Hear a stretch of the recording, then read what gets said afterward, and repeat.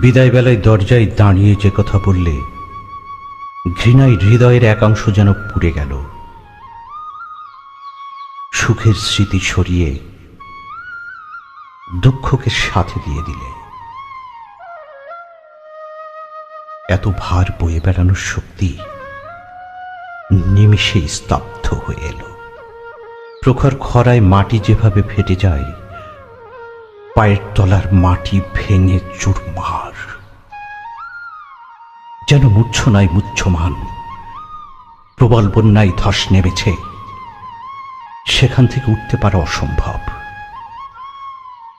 যেন মূর্খতার বহিঃপ্রকাশ। আত্মসম্মান বোধ আছে, তাহলে শব্দটা অভিধানে থাকতো না। সেতারের সাত তার বাঁধতে হতো না, সারেঙ্গিটার বাঁচত না, চিতালে গাঁথা হতো না কোনো সুর।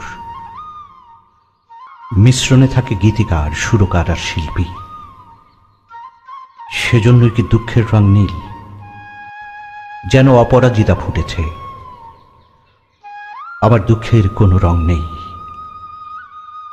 তাই বুঝি ঝড়ে অবিরল যা চেপে রাখা অসম্ভব। রাখলে এতদিনে একটা দিঘি তৈরি হতো, যেটা নীরবে ঝড়ে কেউ দেখে না।